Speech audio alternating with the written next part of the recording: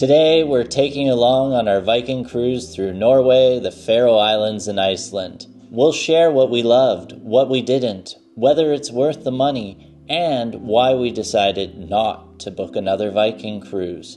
It's not for the reasons you might think, so stick around to find out why.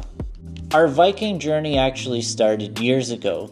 Coming out of the pandemic, we wanted to do something special for our first big trip overseas. During lockdown, we binge-watched YouTube videos of incredible food, luxury cruises, and dreamy destinations, and Viking just seemed like the perfect choice.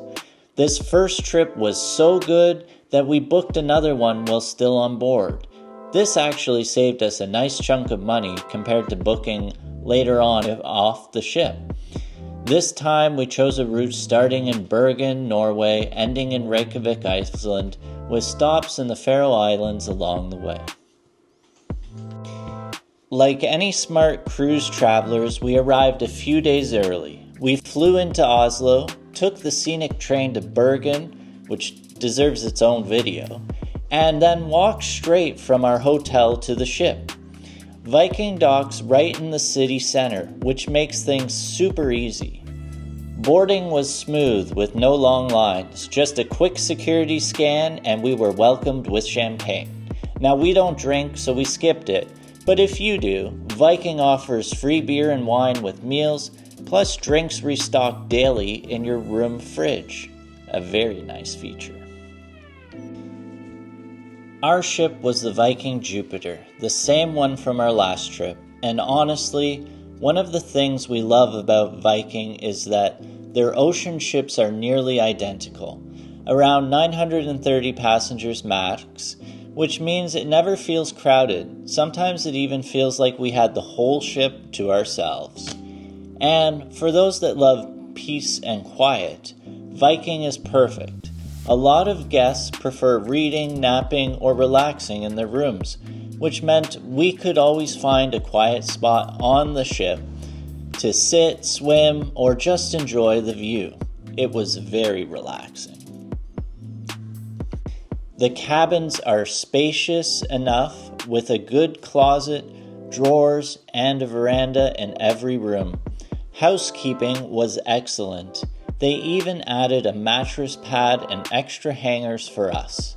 The bathroom is compact but well designed, and the storage space made it easy to stay organized. Our only real issue, the AC vent blows directly onto the bed, which can dry out your throat overnight. A pro tip, drape a towel over it to redirect the airflow. This helped out a lot. Okay. Food. Viking does it really well.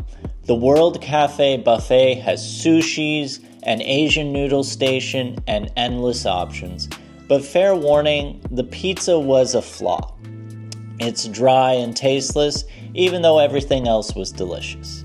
For breakfast, we loved the restaurant for its customizable egg benedict, and Mamson's for their Norwegian waffles made from the founder's grandmother's recipe. Don't miss the brown cheese, it's a game changer. Now, the bad news, the coffee. Honestly, it was so acidic for me and it upset my stomach. My hack was to use the Nespresso machine in the cabin and melt a piece of chocolate bar from the mini fridge into it for a do-it-yourself mocha. Highly recommended. So in terms of specialty restaurants, Viking has really good specialty dining. Manfredi's is Italian inspired, and the chef's table, which changes themes from British, Asian, Mexican, and so on, are both very good. Both are worth trying, but the chef's table was our favorite. The short ribs, the soup, the fish and chips, some of the best food we've ever had on the ship. Or in general, actually. Another big perk of Viking is their excursions and experiences. There's always one included excursion, and there's upgrades for additional costs. We mixed and matched depending on our interests. Some highlights from our trip were the waterfalls in Iceland,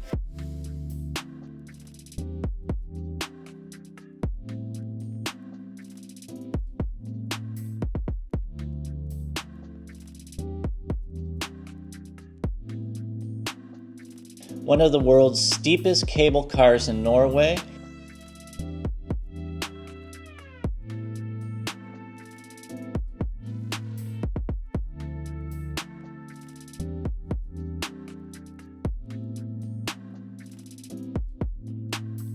and the colorful city of Iceland.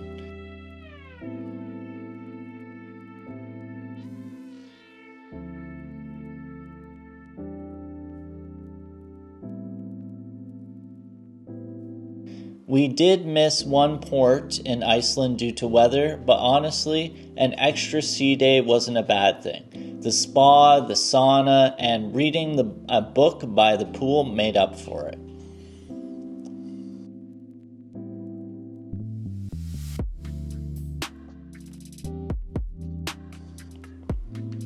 So why aren't we booking another Viking cruise? It's not because we're different from the regular demographic.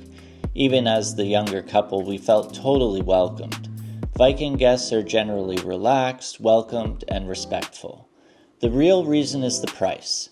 Viking is expensive, and while we're grateful we saved up and got to enjoy 2 amazing cruises in our 30s, we're also pretty conservative with money. Trips like this are a treat, not a lifestyle, at least until retirement. So if you've been thinking about Viking and you can budget for it, we say do it at least once. It's relaxing, educational, and memorable. Thanks for coming along on this journey with us.